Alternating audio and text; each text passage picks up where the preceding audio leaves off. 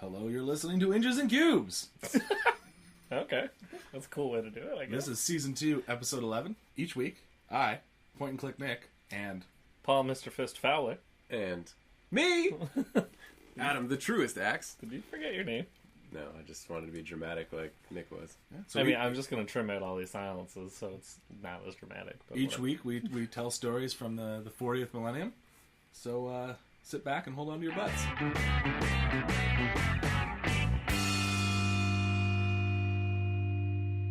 All right, I hope you still got your butts in your hands. And that you were touching your own butt. I'm not, whatever. Yeah, true. Just make sure you're allowed to touch the butt that you're touching. Yeah. Always ask permission. So yeah, we're here, and we are here today to talk about the Tau. Yeah, for the greater good, baby. Not the newest faction anymore.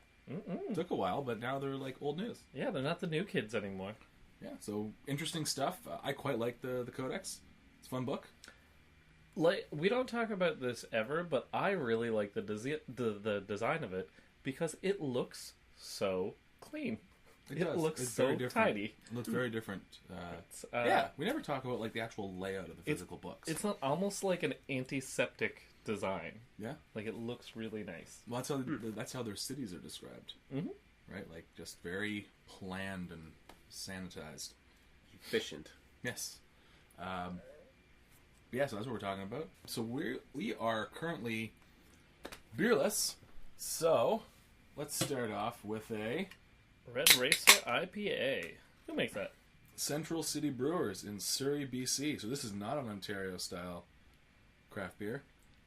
It's alright, we love all craft beers. That's right. It's Canadian, which sort of fits our mandate. Yeah. And our CanCon. Oh, great. What? A style of ale fashioned to survive the long voyage from England to India during the British colonization. This award-winning IPA is about hops, hops, and more hops. Great. Yeah. This ale has an intense aroma and a long, lingering finish.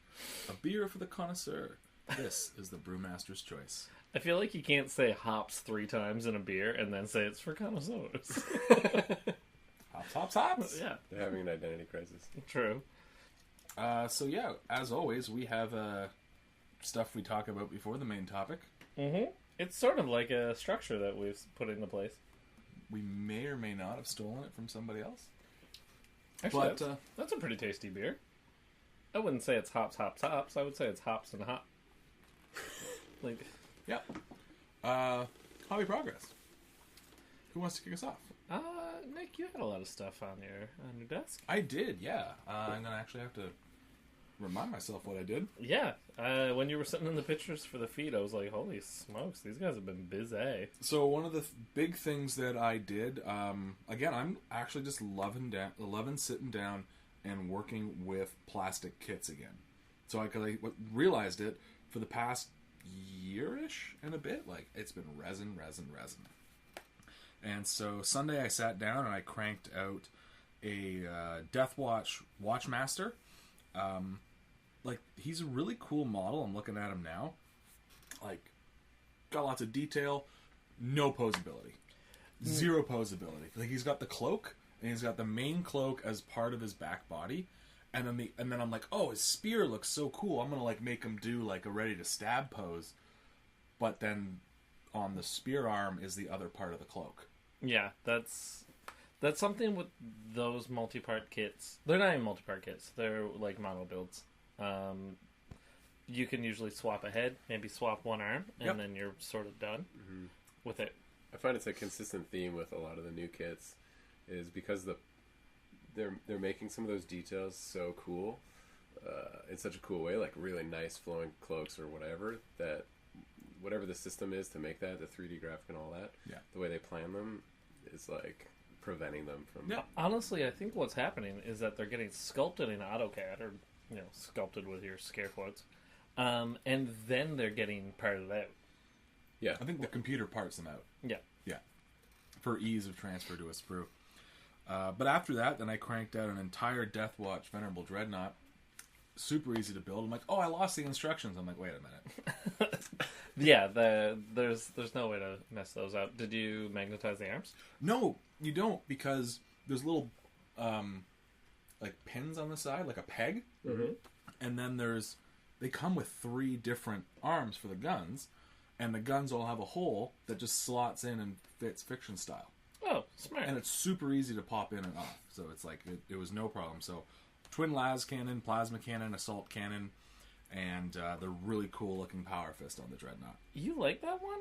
I don't love it. I like it. It looks like a giant. It looks like Thanos' Infinity Gauntlet. I find it just looks a little like kind of silly.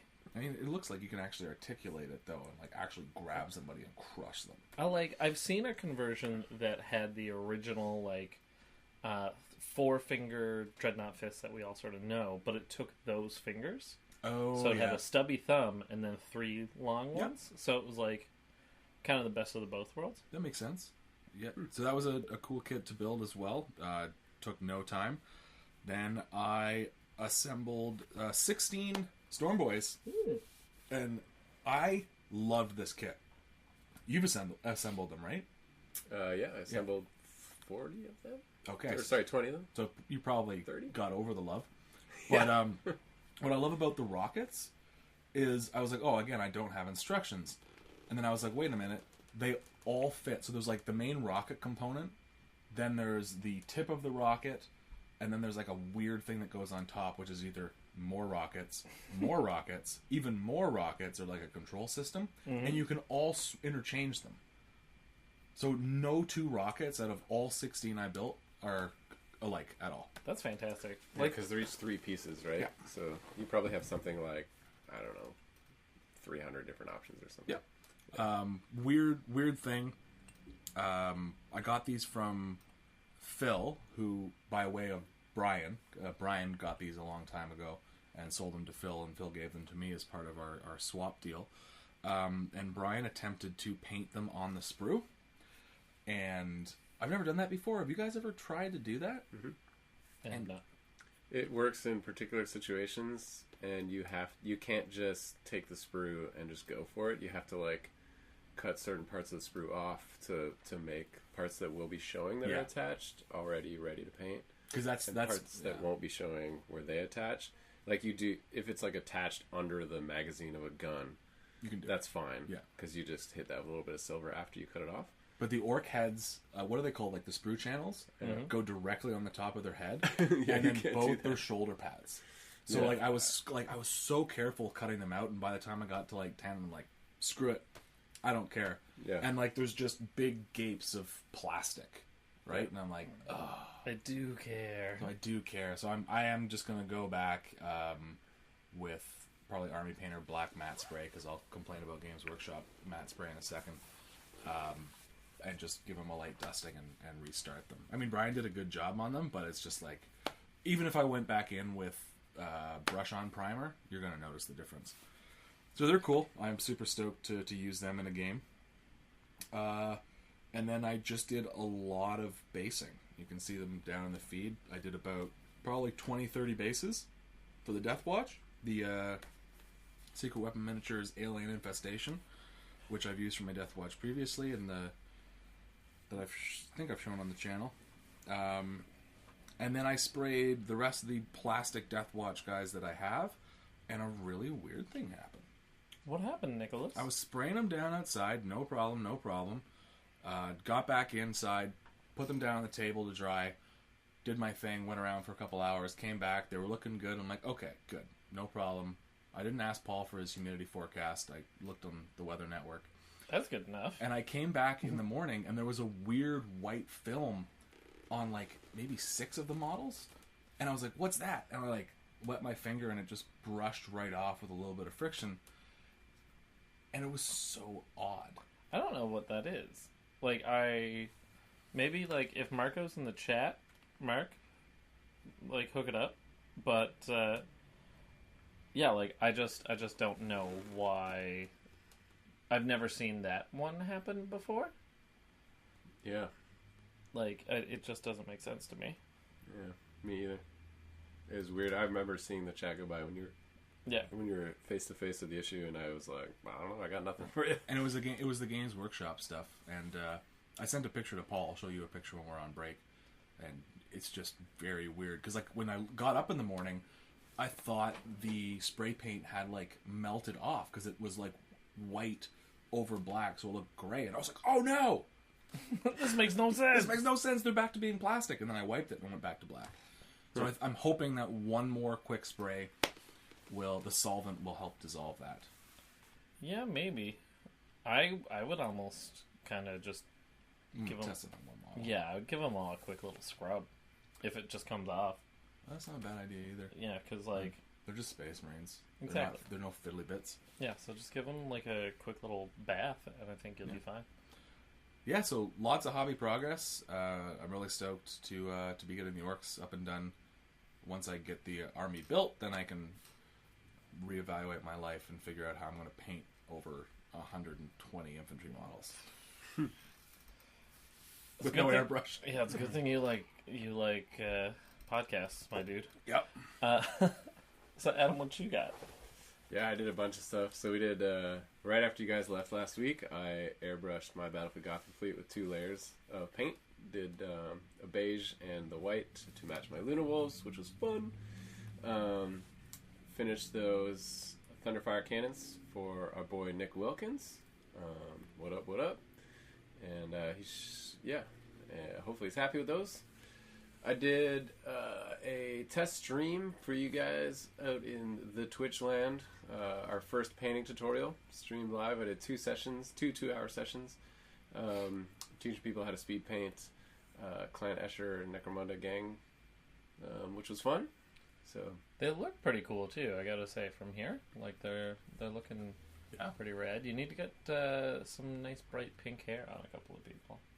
Go back to their roots. Okay. Yeah, we'll see. I'm going for black, like dark bodysuits and just black themed clothes. Sorry. They're gonna look like so Susie Sue,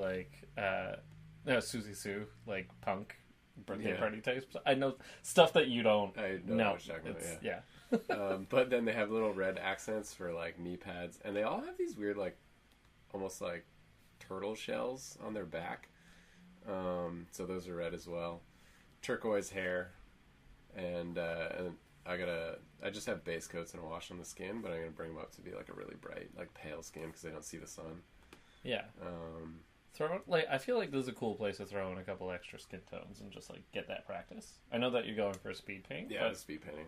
But I mean, that's no reason not to be like, it up. Maybe I'll see if I can learn a different skin tone quicker. Yeah.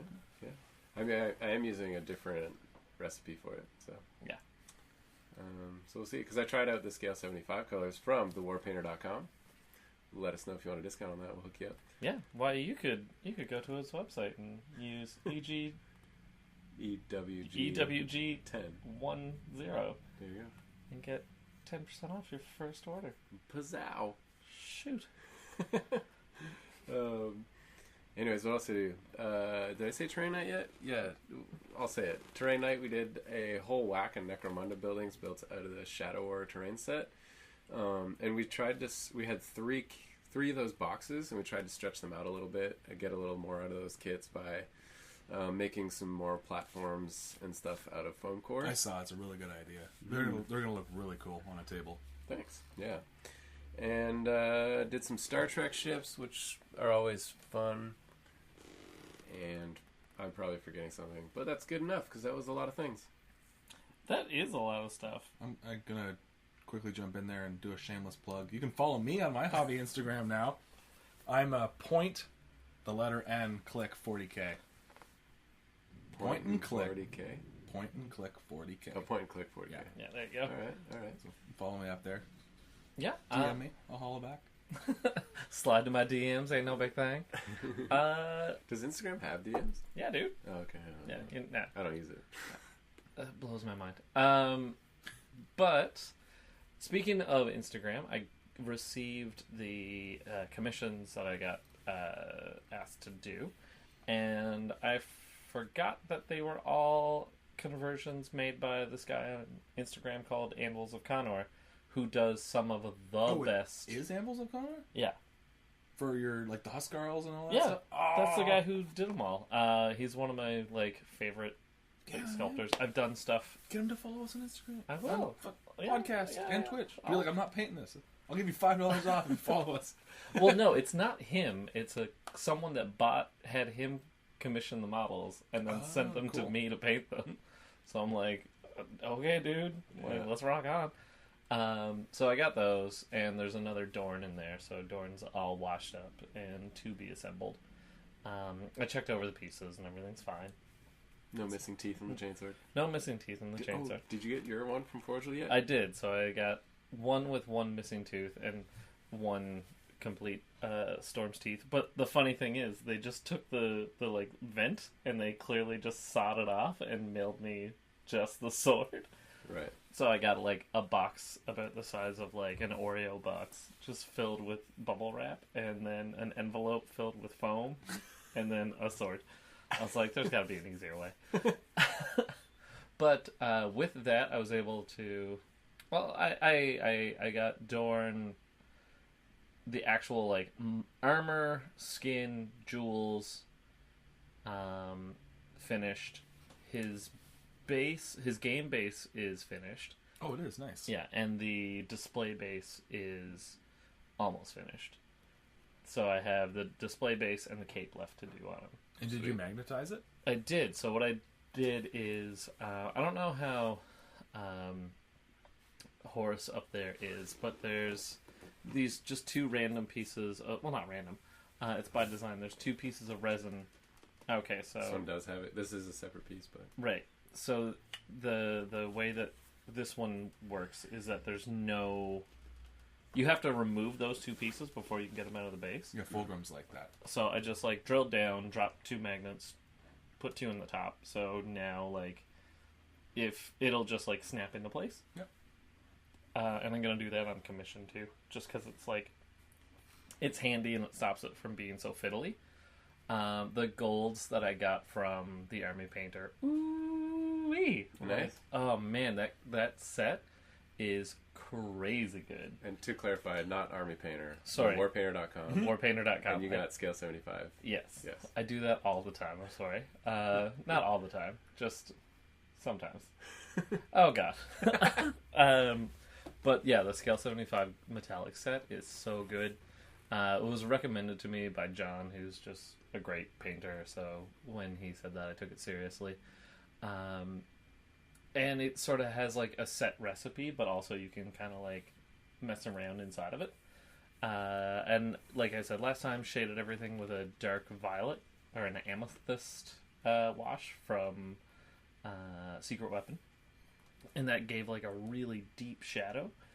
And then that has served me really well. And the face I was really happy with. I used a tutorial from Death of a Rubrist on their faces. So they kind of like deal with transparency. So you'll do like a layer of just a medium and sort of let that almost dry and then like put your wash on or whatever. Go look it up. It's a great tutorial if you want to do like really intense faces. And that's what's been taking most of my time. Sweet. Mm-hmm. Nice. It was a good session. We all got a lot of hobby progress then. Yeah. Yeah. Felt good. Well done, everybody. Felt real nice. What about games played? Got anything, Adam? Nope. Okay, so I'm going to go because Paul's going to go into a rant. He's going to kind of bring everybody's mood down. It's not going to be a rant. It's going to be a rant. It's going to be a rant. So we'll need the ads to perk everyone back up. Yeah. Is that the idea? Do you got a charger kicking around that I can... Not for Android, probably. No, this is my iPhone. Oh, yeah, you can just plug into me for a little bit. Okay, Yeah. cool. So Paul's plugging into me. And I just Yep. opened a beer. Looks like it's from Great Lakes Brewery. This one's called Lake Effect IPA. It's so good. Is it? It's- I really like it. I'm It's great. excited. Lake Effect? Yeah, like there's nothing fancy about it, and there doesn't need to be. So my friend won a bet or won a contest. He won a contest. So he got the logo here, this logo, tattooed on his leg in exchange for a year's worth of Great Lakes Brewery beer. Oh my gosh. Whose year, What's- though? Like my yeah. year or Adam's year? Because that is a I very don't know. different I don't- measure oh, yeah. of consumption. For beer. I'm Yeah. not sure, but it's kind of cool. I'm not implying that Adam uses a different calendar. I was like, wait, what? Cool. I'm excited. I think they're trying to imply that this beer changes the atmosphere. It was a lake effect, yeah. Because that's what the lake effect is. I think we've had it on the podcast before. Did we? It's good. It works. Yeah. They even recommend a serving temperature between 3 and 5 degrees. Well, it's probably higher than that. But that's okay. So I had a league game yesterday. I played Victor. He's a club member and a Dark Angels player. And because we're playing in the league, I want to play with a fully painted army. So I was playing with my Chaos. Brought a couple... I brought, I guess, one new unit that I don't regularly use, which is just a Contemptor on foot with 2 Hellforged Chainclaws, which are ungodly. They're tank killers because they're strength 14, AP negative 4, 4 flat damage. 4 damage. Yeah. Dirty. Yeah, and he's got 5 attacks because he's got the 2 close combat weapons, and I gave a Soul Burner in each hand, which is just D3 mortal wounds. If they hit, so it's D3 shots, and every hit is an auto mortal wound in each hand. So 2 D3 mortal wounds. And I was like, oh, 2 las cannons will blow him up because he's only got 10 wounds and a 3-up save and toughness 7, so he's not super survivable. But I was able to keep him... Oh, sorry, let's go back to the game. We played Maelstrom of War. We played the one where you only have 1 turn to achieve your objective. He was playing Dark Angels. He had, I don't know, 100 scouts. No, he had, I think, 15 scouts and 3 squads. 3 small tactical blobs, Razorback, Las Predator, Bike Squad, and then like a 10-man Terminator squad, which was just terrifying. And then I took 2 squads of 5 Havocs with plasma guns and a Dreadclaw, and the standard Noise Marine base with Demon Prince, Sorcerer, and Chaos Lord core. And yeah, I got first turn, and I was able to just put the Demon Prince and the Helldrake in his zone, and I don't think he ever got past the halfway point going towards my side of the board because he spent the entire game dealing with them. I went first, and he knew that I had the squad of Havocs, which would just murder the Terminators. So he kept the Terminators in reserve till turn 3, and then finally it was turn 3, and I went first, and like, okay, I have to bring the Havocs down. Brought them down. They killed a squad of dudes, and then the Terminators just came down and killed them. Because the Terminators come down, fire with the stratagem in the movement phase, and then fire again in the shooting phase. And just blew the Havocs away. And then eventually just autocannons and the Contemptor Dreadnought just mowed through the rest of the Terminators. And it was pretty neck and neck because we were playing Maelstrom, and on the last 2 turns, I think I scored like 7 points because he had an objective, and then I pulled one that was like, roll a d6, and if your opponent controls it, if you control it at the end of the turn, gain d3 victory points. And then I pulled secure, the same objective, and then I pulled defend, the same objective, and I was like, that's like 5 points. That's the thing that kind of bugs me about Maelstrom, is that it's becomes a card game, like it just becomes like a luck game too. Like if it feels like a scratchy lottery sometimes, where it's like lemon, gold bar. I find an 8 that works both ways, right? Because he was drawing cards earlier on in the game. It's like defend objective 4. Oh, defend objective 4 is all the way in the back that he's got entirely surrounded. Yeah. So that's 2 automatic victory points. Or he'd get kill a unit with fly. He had 2 psychers, so he got the Master of the Warp and was able to get D3 victory points because he mastered more than 3 powers. Mm-hmm. So yeah, like it's luck, but it works both ways. That's right. It has the capacity to swing both ways. The benefits, I think, outweigh that negative, where it's like it forces people to make armies that can react, that they can think on their feet, that can't just play one way. That makes sense. We played with a lot of line of sight blocking terrain, so it was a lot of fun, like maneuvering around. I have a very shooty army, so does he. So it was like there actually wasn't a lot of back and forth until like the 4th and 5th turn, and then it was just like wiping things out. So this change that we've been doing for using the ITC line of sight blocking ruins, really kind of cuts down the effectiveness of my army, just because now there's no cover. Because what used to be cover is now line of sight blocking stuff. Yeah. So now when I'm like, I get to ignore cover, it's like, well, it's not actually cover. You can't see anything. So it's just like, oh, it sucks. Like, the one thing that I was like, this is kind of fun now that we're using lots of ruins. That was on the table you were playing, though. Like, if we had switched tables, if you had played on the table I was playing on, you would have been able to use that to more effect. I mean, just like largely that is, since we have made that switch, I've just like kind of noticed that I don't ignore cover because no one's claiming it.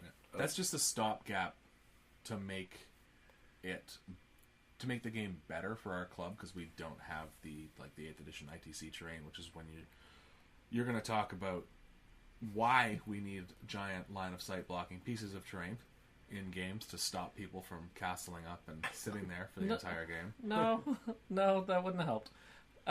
So that was my game. It was fun. Yeah. Can I make a comment about the beer before you freak out? Sure. I would say this is more hops than the hops beer. I would say that as well. Yeah. It's a much stronger beer too. Yeah, definitely very bitter. Actually, no, it's the same strength. Oh, you mean IBUs? No, I think you mean yes. Oh, you mean alcohol? Yeah. Okay. This is IBUs is bitterness. Actually, they're exactly the same. They're 6.5% and 80 IPUs. Oh wow. Yeah. Well, I mean, flavor profile is the thing. Yeah. So tell me about your game. I played Connor. Connor the Hare 69, the yellow-bellied coward. I can't call him a coward out of this game. So we decided to do 3K for our league game. And I brought the Typhon, and he brought a Spartan. And he brought his castle that everyone knows, the two Redemptor Dreadnoughts, a 5-up invulnerable providing Daredeo. That he doesn't actually WYSIWYG because it's got missiles and not a shield generator. Connor. Then the Medusa Chapter Master, then a Tech Marine, then a Lieutenant. So the Chapter Master is letting everyone reroll everything. The Lieutenant's letting them reroll 1s. He's got World Burner, so 6s are -1 AP. Stormfire. World Burner's 30k. So I brought the Typhon, Leviathan, and a Spartan. He brought the Dread Castle plus the Spartan, and Was he running a Sikaran? he was also running a Sikaran. Did I say Sikaran or Spartan? I meant Sikaran. He had like his 3 Predators. He had a Spartan though. Yeah. He had a Spartan and a Sikaran. Yeah. And you just had a Sikaran. And a Leviathan and a Typhon. And the Typhon, for its points, is highly disappointing. It's got 2 last cannons, which are handy, and it's got the Dreadhammer siege cannon, which is 2d6 shots, strength 10, -4 AP, 5 AP, and a flat 3 damage. So, I mean, it is good. Ooh, that's actually pretty good. It's like very, very good, but when you stack it up against the Spartan, which is the same chassis for about 120 points cheaper, comes with 8 last cannons, transport capacity. More than 200 points cheaper. Yeah, and loses 1 point of toughness and 2 wounds. Yeah, it's not a good trade-off. Because 8 last cannons is 8 guaranteed shots, whereas your average on him is going to be 7. Yeah. You got it. Yeah. We did some good math, didn't we? Yeah. You got my complaint. So first turn, I got it, and I tried to kill his Redemptors, and just couldn't. Well, to be fair, I think you did a total of 6 wounds, and he saved 4 of them? And then like the damage rolls, and where he's playing Iron Hands, he ignores damage on a 6. So with large multi-wound things, you're putting a lot of dice in hands, but you have a lot of chances for 6. So I just didn't kill anything first turn. His first turn, 8 shots on the Typhon, did 21 wounds. Then one of the Redemptors took it out with the rest of its Gatling cannon, so that was gone. It blew up and did mortal wounds. Did 5 mortal wounds to the Leviathan. The Land Raider completely killed a Devastator squad. Did 3 mortal wounds to my captain. Then the rest of his shooting killed the Land Raider, killed the Leviathan, killed the other Dreadnought. So I was like, that's game. That's that was done. I did not have any sort of damage output.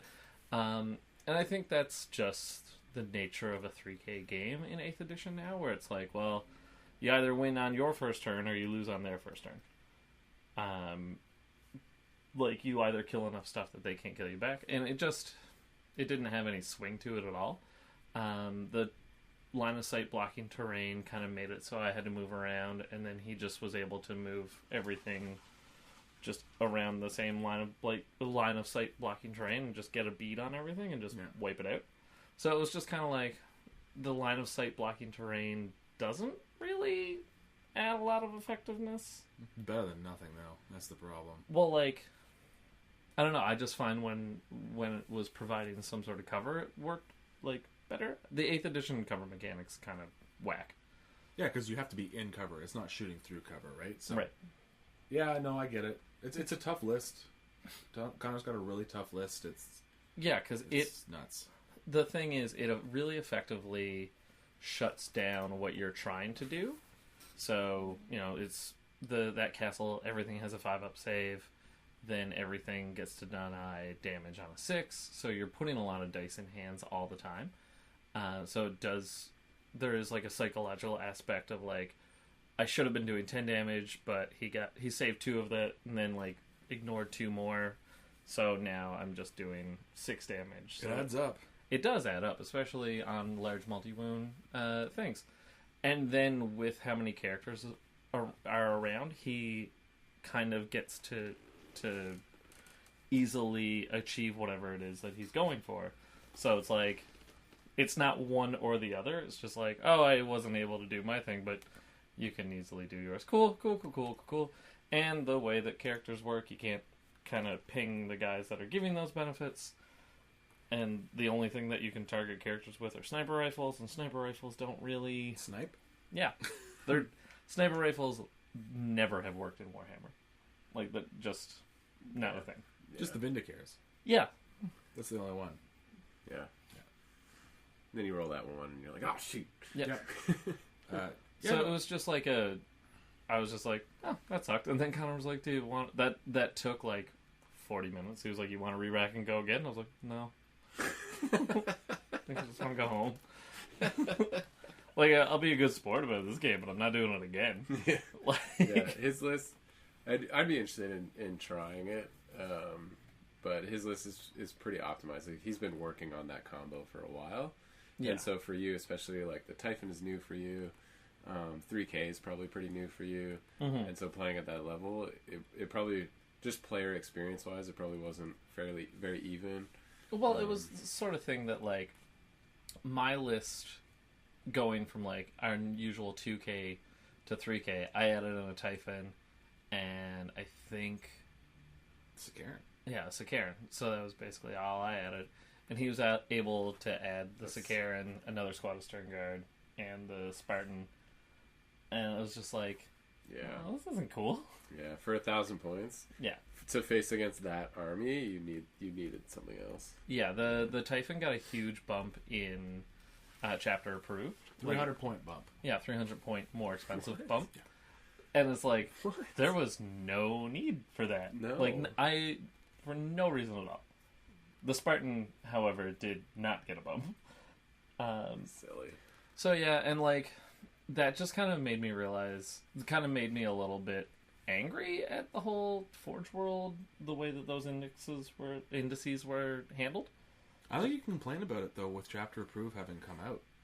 Right? Because Chapter Approve was a Games Workshop thing. They were playing the game, and they made that decision. Well, what I'm saying is, this thing came out, and it was like, oh, here's all your points costs, and now you can use your stuff. And then instantly, that book was FAQ'd pretty quickly, where it was like, we forgot a bunch of stuff. And then it was, like, errata to be like, also, we didn't do any of the points costs right. So I was like, why did I spend, like, how much was it, $25? Well, this is why I have a tough time reconciling the competitive and the actual game. Yeah, I was like, because when you're talking about things like that, you're like, you're right. Mm-hmm. It's not. It's done quickly, so there was no complaints about people playing with their toys. They're like, oh, 8th edition came out, I can't play with Forge World. Forge World came out and did something really quick. That they usually don't do. But yeah, there's definitely some mix-ups there, for sure. Yeah, and then just to kind of, I don't know, I realized that it left a bad taste in my mouth as a consumer, and I usually don't like to kind of crap on GW, but this one I was like, no, this was poorly handled. Sure, it is like also 8 months after the fact, but but no, then it goes into more things, right? Like the woo. I always complain about Connor's Chapter Master, Yeah. But like Forge World doesn't seem to take into account that Games Workshop exists when it writes rules, and Games Workshop doesn't take into account that Forge World writes rules. So it's like Forge World wrote this book, and then Games Workshop came out with the Space Marine Codex, and there's like the Forge World chapter masters in that book matched up with the Space Marine Codex, and some of their stratagems and some of their units are just like, why? Well, why? Like kill shot matched with re-rolling everything to hit, re-rolling ones to wound, and -1 AP on wounds of 6. That's brutal, because when we talk about points costs, we're always thinking, yeah, this costs this amount of points because it synergizes well with other things. I don't think that's happening between Forge World and Games Workshop. well, I really think the Forge World is kind of like, oh, we're making hobby things. We're not making... Look at this. It's happening. Getting lots of Twitch followers. Thank you guys. But yeah, I was just kind of like, oh. Yeah. But yeah, Forge World sort of makes things that they're kind of like, oh, you're going to play in the Badab campaign, you're going to play with these guys. You'll never take those to a tournament. And I think there seems to be a lot of tournaments out there that don't allow Forge World, probably for that reason. yeah. And that's okay. Everyone can design tournaments the way they want. But, ideally, if you're putting a bunch of money into buying these specialty models, you want to be able to play it through toys. Yeah, So- and I think you ought to. Yeah. Oh, And so I'll do, as I did before we started, I'll encourage you to play with it now that it's freshly painted in 30K, because that is where that tank will shine. Yes. Yeah, and like Connor and I were, Just don't let Nick get near it. nah. What am I going to do to it? I don't know. Like, Drop a Chorus Javelins. Dread Knight on it. And I don't know what Javelin's going to do it. they're going to do it. Yeah, if you got your Armored Ceramite, they ain't going to do it. yeah, they're not going to do anything. True. But yeah, and like, I don't know, just... He just hates those javelins. He does hate those I Javelins. do. I hate them because they're vehicles, but there's no way to like slow them down. Like you just Yeah. sort of shake effectiveness a little bit off of them. But anyways, that was the games played, and that was a lesson learned. Yeah, that's our first segment. So basically, what you have to do next time This is when you play Connor is just slap him across the face right before you start the game, so he's a little bit stunned and not making good decisions. honestly, I wonder how the Necrons would do against his list. Ooh. they would just get obliterated. You Like think? I do. That's like Yeah. such a fun, chill list. That's fair. Yeah. It would like, because like, there's no reason you would take the Forge World Tesseract arc. It's not good. Yeah. It's like cool. It's one of the coolest looking models that they've ever put out. It was like, it's okay. I can't. I'm excited to try my orc set against that list because they're like, oh yeah, he's really good at taking out big things. I'm like, He's there's got 120 infantry models. He's also got a ton of anti-infantry. Like, He's got 2 anti-infantry things. yeah, they'll do okay. I know, but if I can tie them up or take them out, I think the orcs have a shot. Oh yeah. Do it. So it'll be fun. But yeah, that's it. So listen for our sponsors.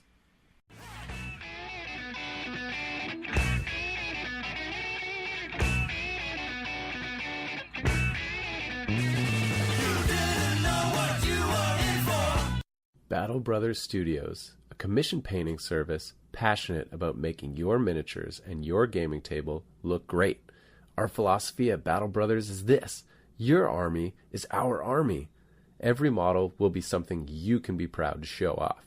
Send us a message on facebook.com/Battle Brothers Studios for a free quote and make that dream project come to life. We also have something special planned for the release of 8th edition of 40K. Right now, get 20% off if you commission us to paint an 8th edition starter set, or get a 10% off Army Bundle bonus for painting up your new 8th edition 40K Army. Inquire with us on Facebook for full details. G'day, how are you now? Tried to paint a mini the other day, realized my brushes were drier than a Saskatoon field in May. So I did what any reasonable man in his mid-30s would do, and I hopped over to thewarpainter.com to resupply. Thewarpainter.com is Canada's greatest hobby store for all things hard to find. Scale 75, Broken Toad, The Army Painter, and Valet Ho. All supporters of Encounter Wargaming get 10% off their first order with the code EWG10.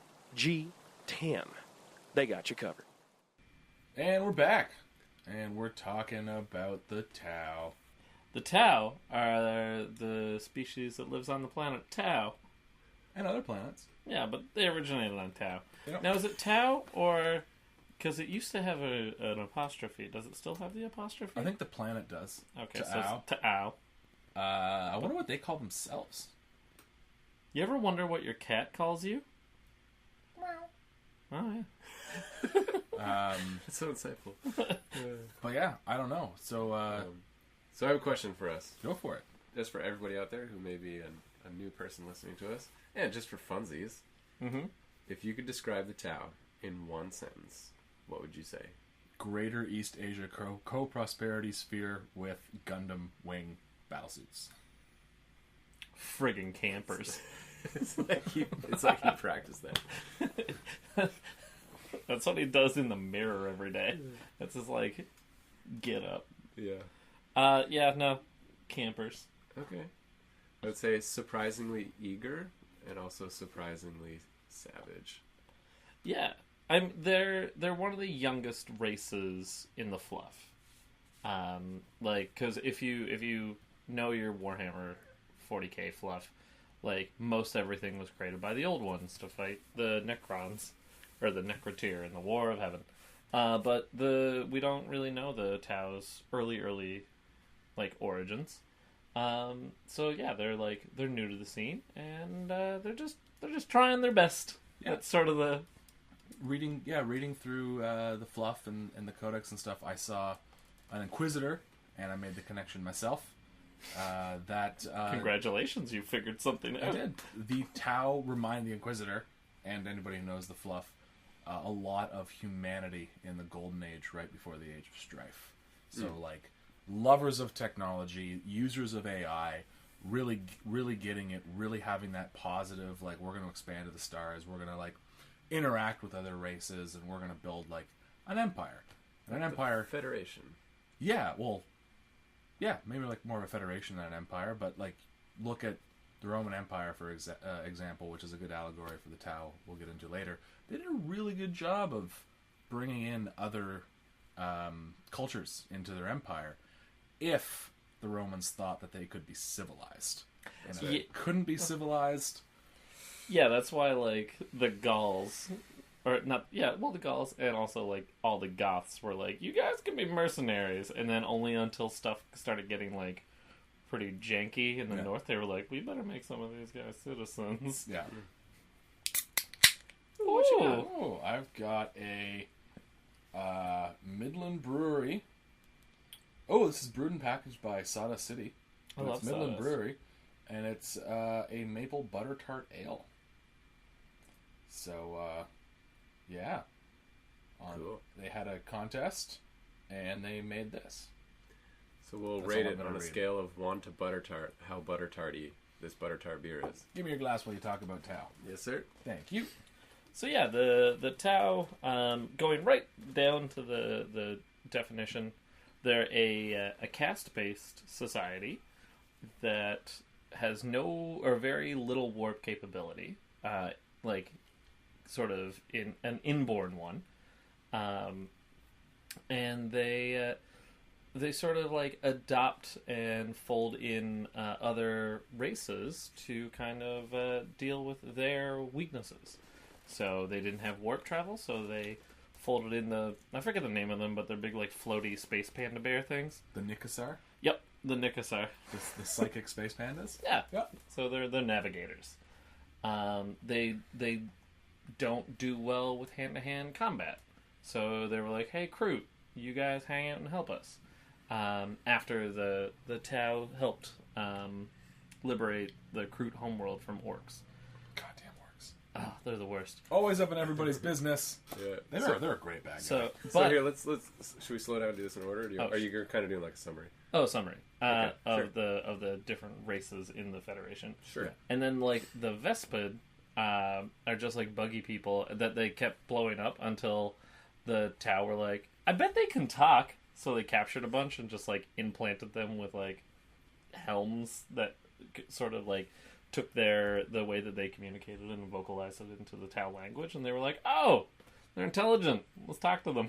Didn't it also actually mind control them too? Yes, Yep. because that's the thing. The Tau are the greater good, but it's their good. And then there's another race in the Federation. I don't even want to talk about it.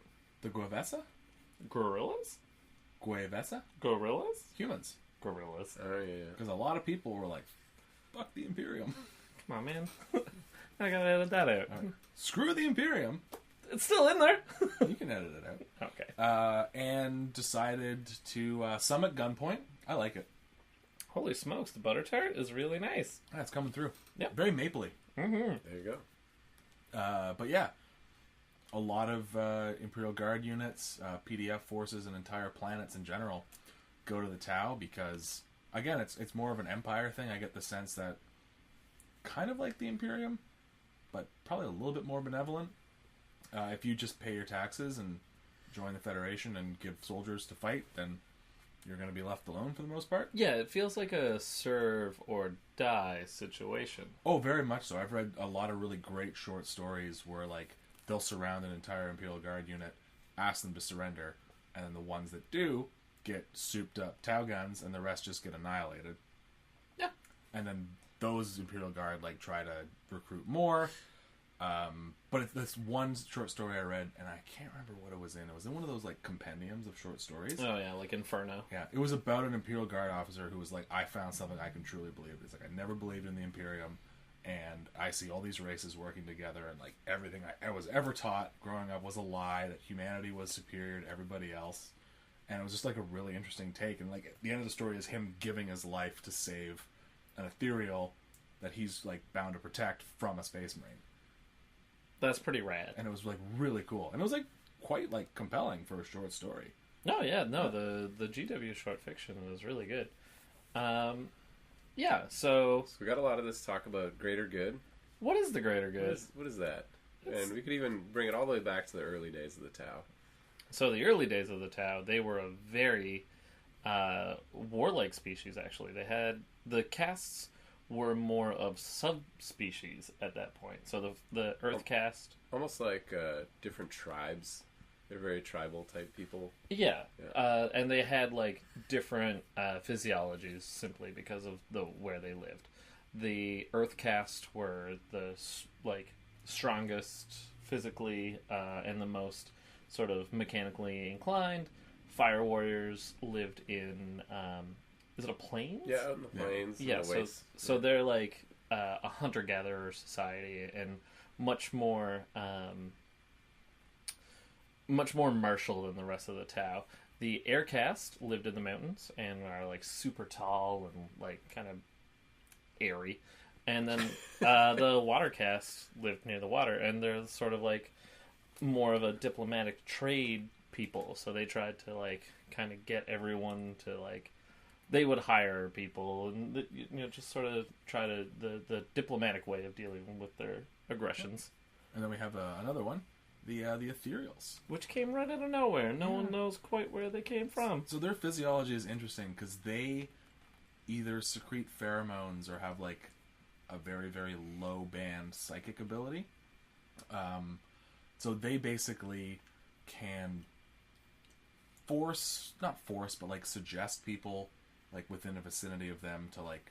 No, it's largely force. Yeah, it's largely force, but the funny part is that, again, reading through the fluff earlier, they're affected by their own abilities.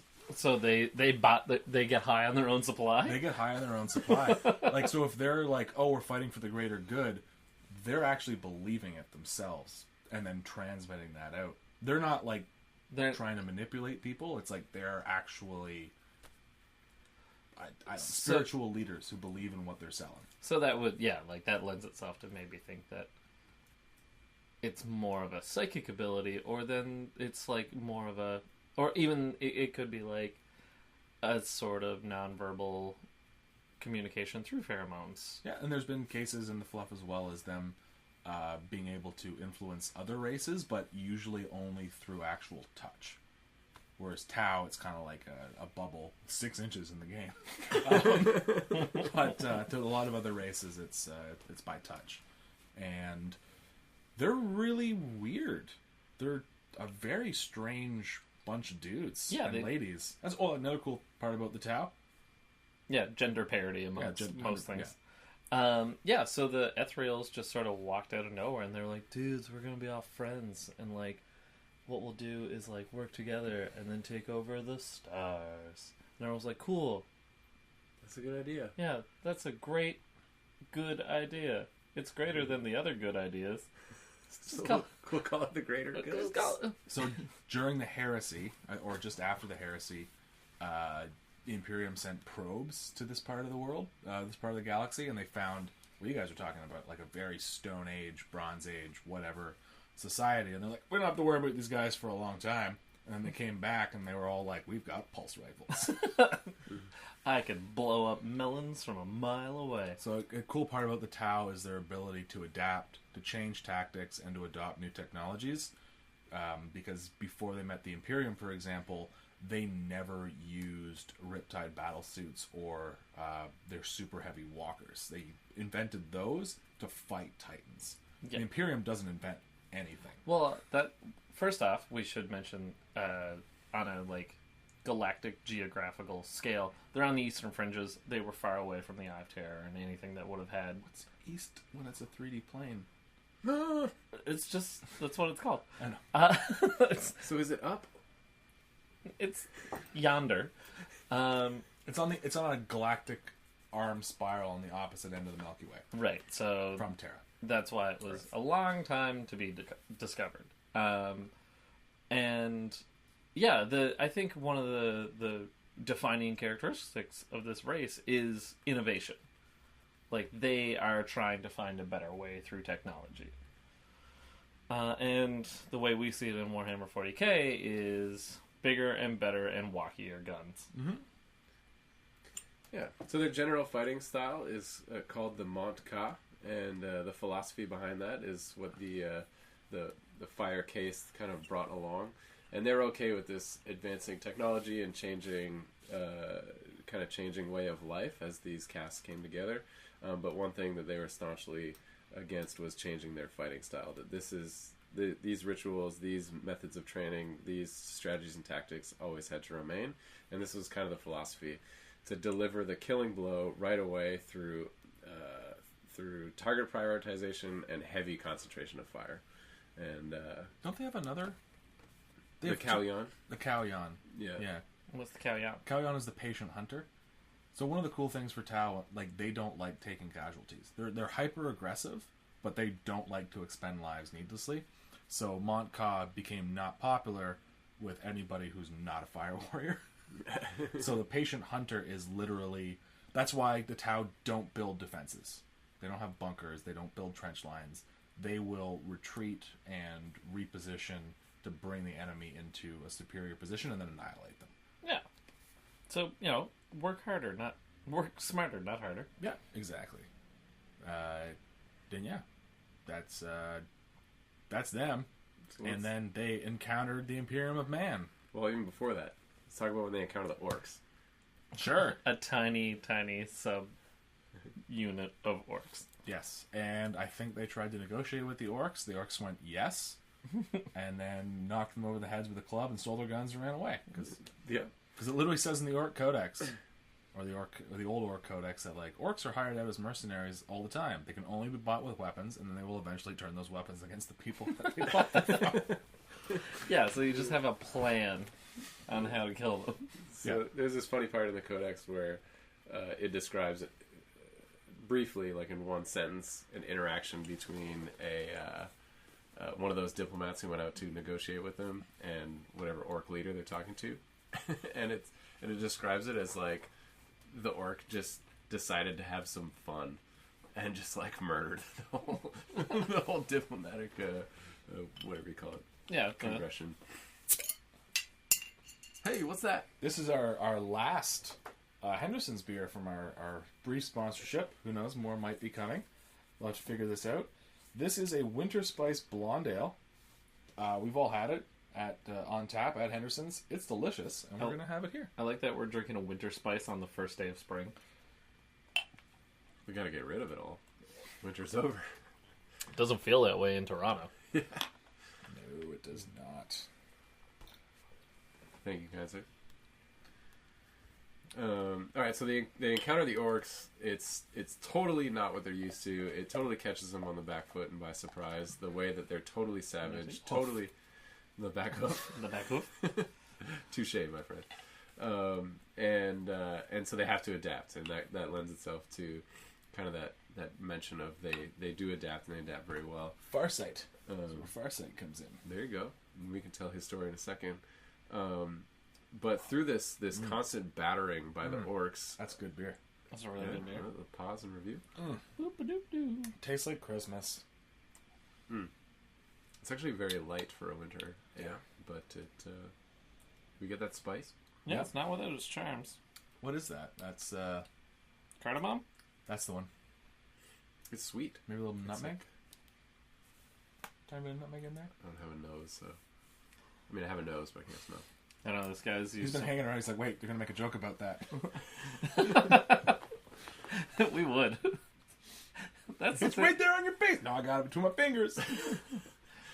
Just picturing Adam, like, trying to go to sleep, sitting on the edge of his bed, and his wife's like, what's wrong? And he's like, Nick took my nose.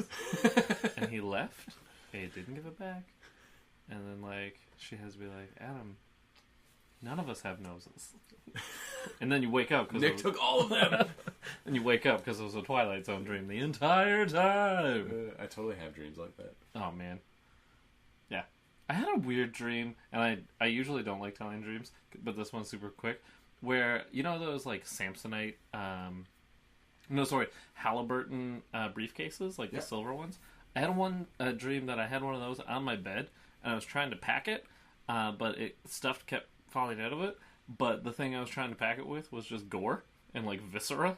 So it's just like this bloody mess that I was trying to put back into a suitcase. And eventually I was like, that's good enough. And I closed it and just like took this bleeding suitcase out of my house. And I was like, this is a dream.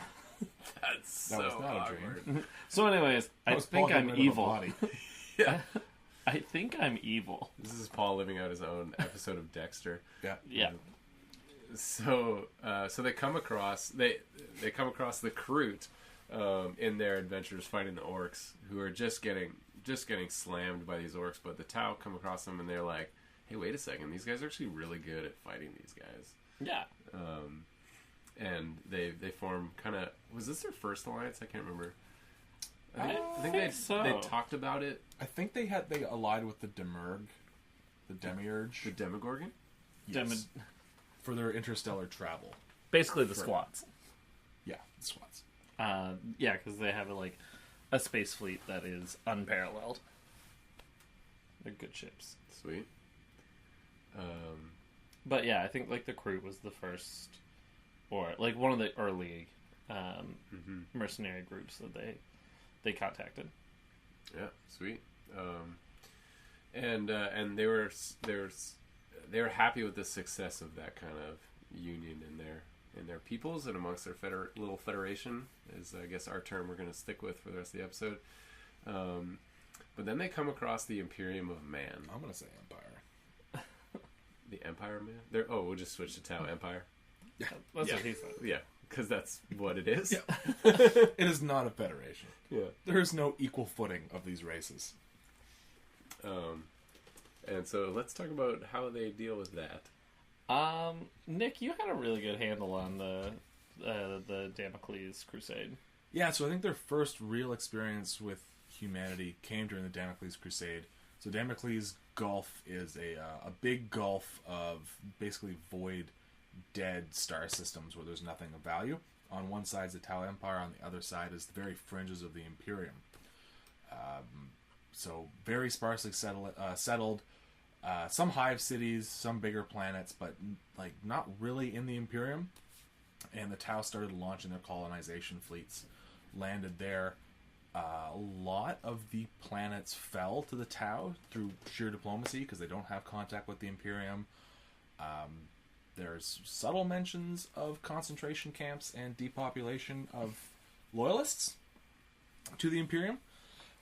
So, yeah, Tau, they do fit with the Grimdark. I really am more and more liking how they fit with the Grimdark because it's like underneath this glossy coat of everything is good. I think this is a criticism that gets leveled at them a lot, where it's like, they don't fit in Grim and Dark. It's like, have you read it? Yeah. Because, They- like, they sure, their definitely stuff do. is clean, but they're bad. Yeah. So These aren't good people. Yeah. Which is, we don't condone genocide. When we say this is cool and all that and it fits in, we're not saying that we condone genocide or any of that crazy stuff in any way. no, But it fits. We're saying it fits. Targeting the population because of their political beliefs is not technically genocide, according to the UN. So that's because Stalin said no and vetoed that in the UN. History lesson for today. You're on the same side as Stalin? No, I'm not saying it's a good thing. I'm saying that's why it doesn't exist. Oh. So yeah, the Imperium said that ain't gonna stand and sent an Imperial fleet to attack them. Did a really good job until they found out that the Tau were just doing their patient fall back and retreat move, and then it just came to a head on, I think, a planet called Dalyeth, and it was just all hell broke loose. And the Tau finally made their stand and just demolished the Imperium, started taking back planets. Then the Imperium launched a Space Marine crusade, which was going there and was going to wreck face. It was Ultramarines, yes? It was, led by Cato Sicarius. Just before the Damocles Crusade happens, I got to talk about this part because I found it extremely fascinating. Sure. So there's this one of the ethereals who's super high up. I think he's the second highest up ethereal in the case. He launches this I called it the long game plan, right? To convert a bunch of these planets, and he basically, because they were so open and kind of free to trade and a little bit more accepting than a purist Imperium planet, he inserted. I can't call them people. He inserted Tau infiltrators into these communities to gain ranks in their political system, and then whisper in the ears of all these imperial governments on all these planets, and then when the time was right, say that they should break from the Imperium, which I thought was just and this took decades, Yep. right? But it was such a connivingly nasty plan. I love when you hear about stuff like that. It's Which made this why it leads directly into the Damocles Crusade, because they just took worlds in droves. Yeah. Because of this. and bloodlessly, largely. Yes. In Besides the concentration camps. well, yes. So This is how the Tau operate. They're subtle. Yeah. And they're subtle and they're not subtle, as we'll find out. Yeah. But yeah, so the Space Marine they launch their fleet. Yeah, they have to react to this. Yeah. Because this is a big deal. Then they get lost in the warp for 100 years. Really? Yeah. Idiots. Oops. So they get lost in the warp for 100 years. Meanwhile, the Tau consolidate their hold on the Damocles Gulf. The Damocles whatever planets, trying to just drive out the rest of the Imperial forces. There's some ongoing fighting, but the Tau are largely successful. Then the Tyranids show up. And the Tyranids show up, start attacking the Tau at the exact same time, 100 years later, that the Space Marine fleet drops out of orbits and goes, those guys are the real bad guys. And they kind of do a non-aggression pact, which again leads to the Imperial Japan allegory of, even though Japan shared a border with the Soviet Union and were on opposite sides of a war, for some reason they never fought against each other. I think it's Yep. They've got a larger history. Yep. Of war. Yeah. Yeah. So that's what happened there, which was kind of cool. And then there were minor engagements back and forth between the Imperium and the Tau. I know the Raven Guard got Raven Guard and White Scars got annihilated by Commander Shadowsun in a couple different engagements. Yeah, so we'll backtrack just a little bit to bring her in properly into the right light. The Damocles Crusade actually did succeed in a big way in taking back and reclaiming a bunch of these planets. Yeah. And so this same, what's his name? Aun Va, the same ethereal, remembered this contingency plan they had, so they cryogenically froze a bunch of what was his name? Pure Tide's pupils, people that were training with him, and he's the main fire cast warrior trainer or whatever. Yeah, he seems to have occupy this sort of spiritual Sun Tzu. Yeah. Sensei type. Yeah. Yeah. Sun Tzu. Sun Tzu. Yeah. Oh, right. Okay. Yeah. Yeah. Yeah, Very much that Art of type. War. Yeah. Yeah, so it's he's a revered figure, but they don't really have gods the way that a lot of other peoples do. So it's yeah. He's an ancestor. Yeah. Their plan was Very they were, Confucianism. Yeah. they were trying to record holograms of him so that he could continue to train. I got. There's a bunch of stuff about that. I'm gonna go on a very grim, dark aside about Pure About Tide. this guy? Yeah. Cool, I'm excited about it. So so let's introduce Shadow Sun in her right light. So because the Imperium did take back so much of this territory, they kind of resurrected these frozen, cryogenically frozen pupils of Pure Tide. And one of them was Shadow Sun, who just, and they weren't, I feel like, they didn't say this explicitly, but I feel like they were a little bit unsure as to how this was going to go. Yeah. And so they just gave them, here's just a small contingent of troops. So let's see what you can do with it. And she just kept winning victory after victory after victory. She almost killed the Khan. Oh, yeah? Not the actual Primarch, but the current Khan of the White Scars. Nice. Landed on his Thunderhawk, took her Melta cutters out, cut off the wing of a Thunderhawk, and he's shaking his fist at the Thunderhawk while she jumps From off. the inside. You know that he was looking at it just being like, that shit is so tight. Yeah. I ain't even mad, girl. Yeah. Yeah. I ain't even mad. I'm mad that it's happening, but fair play. Yeah. Yeah. So there were 3 commanders that were unfrozen. It was Shadow Sun, Farsight, and Shazo Kais. And they're all students of And Pure Tide. Shazo Kais is the one that's dead in the fluff now? Yeah, because I think he died in Dawn of War. Yeah. Officially, I think it was an execution force that did it, for assassins. Yeah. Yep. Cool. So Shadow Sun's on the scene now. Continue on. Yeah, so going back, so you had the 3, Shazo Kais, Farsight, and Shadow Sun, who were the main 3.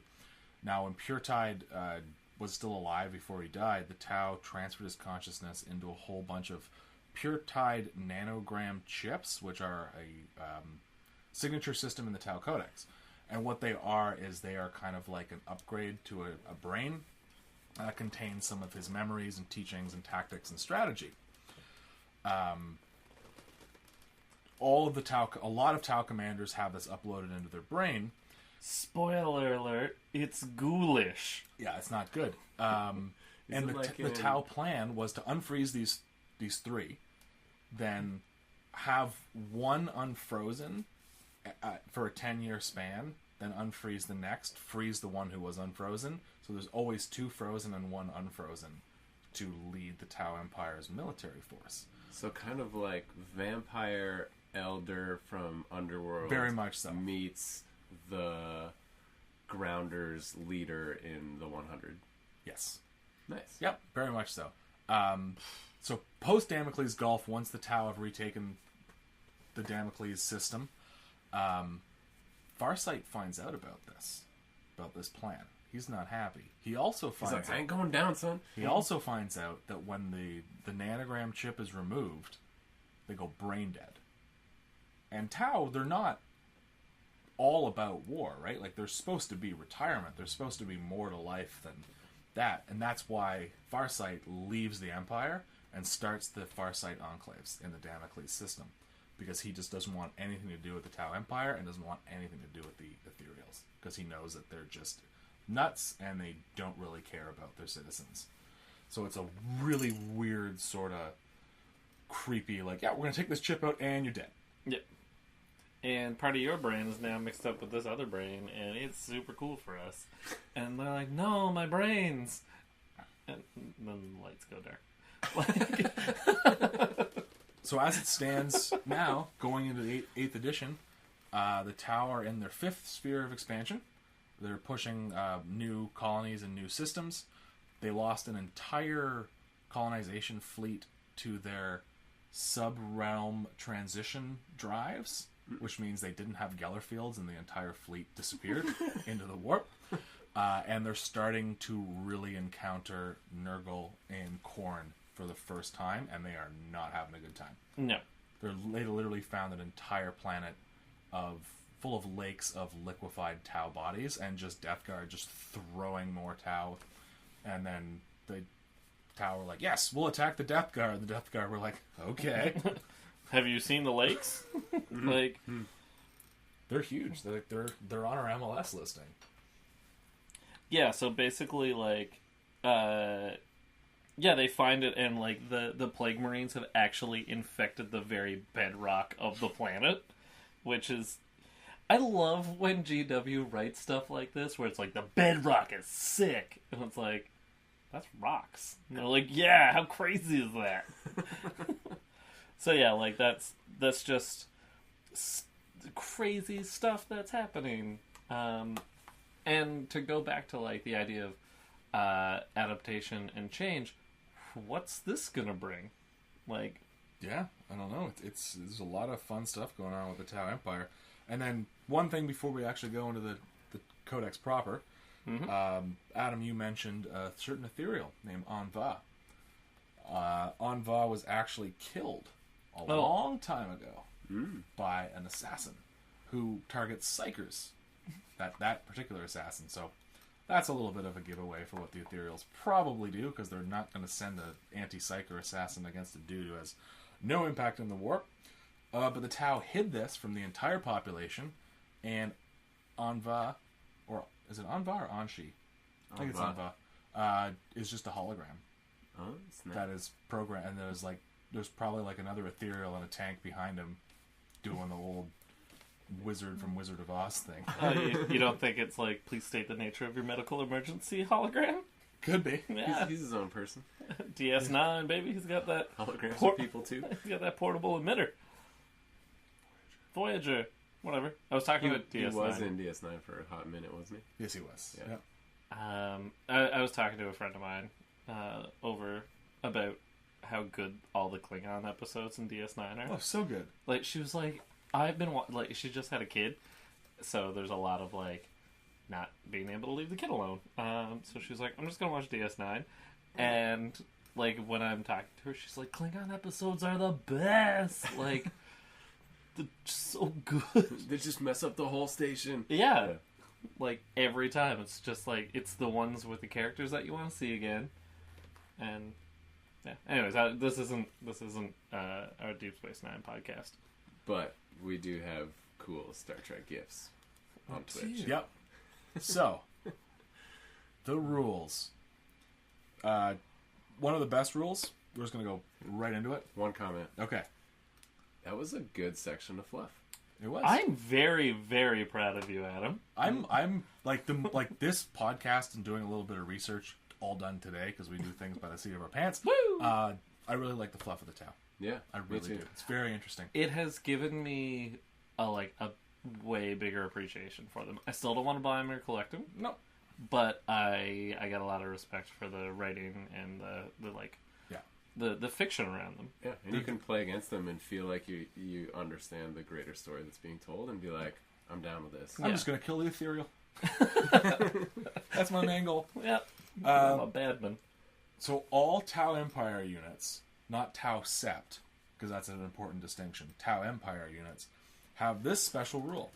For the greater good, when an enemy unit declares a charge, a unit with this ability that is within 6 inches of one of the charging unit's targets may fire Overwatch as if they were also targeted.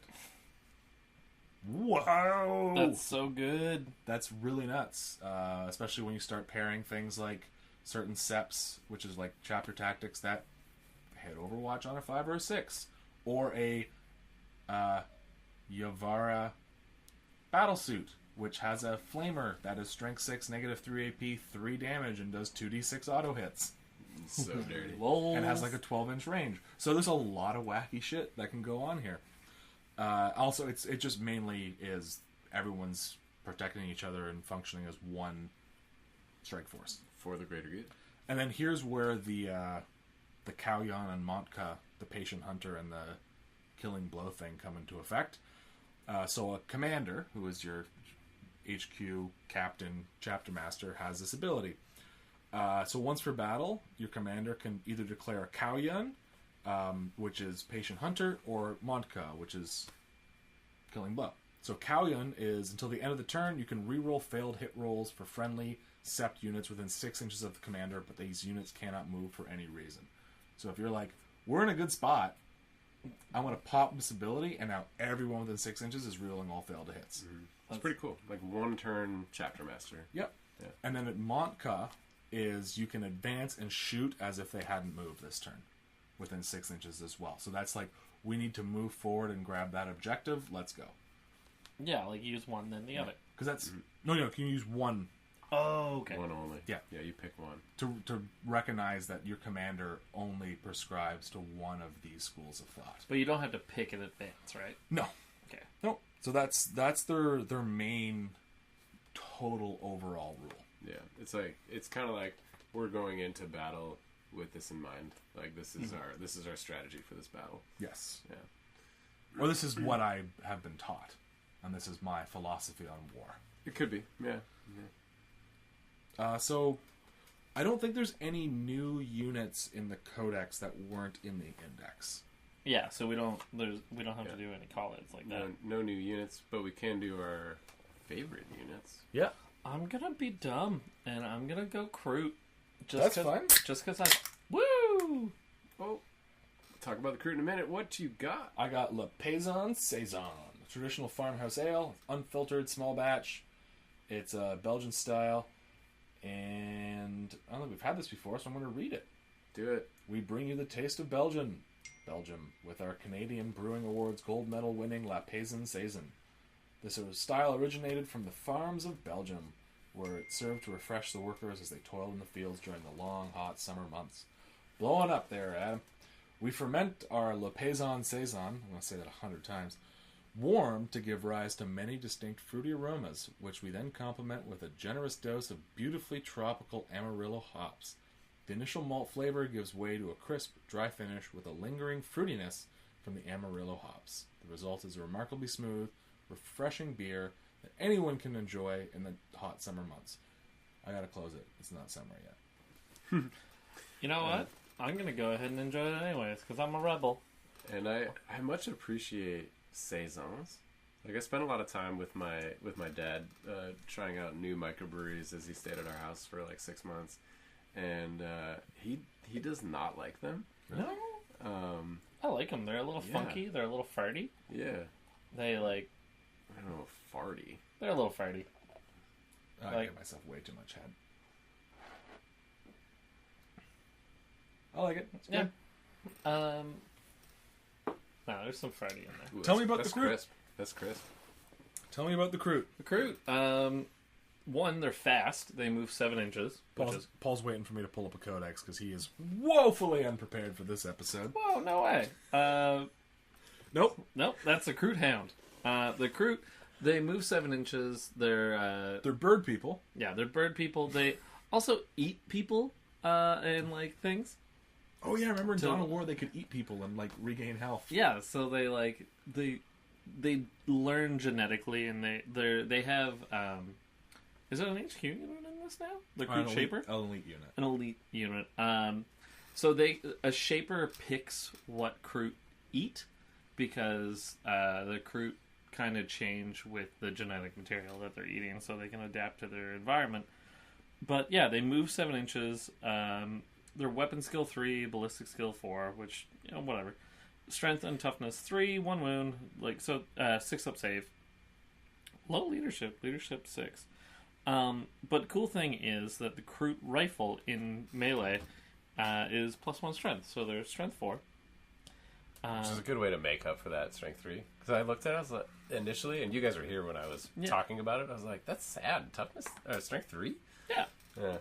But they're stealthy hunters. So at the start of the first battle round, before the first turn begins, you can move them. You get a free move. They can't move within 9 inches, but that does give them an 18 or a 7-inch redeploy. If you get first turn, it's a 14-inch redeploy.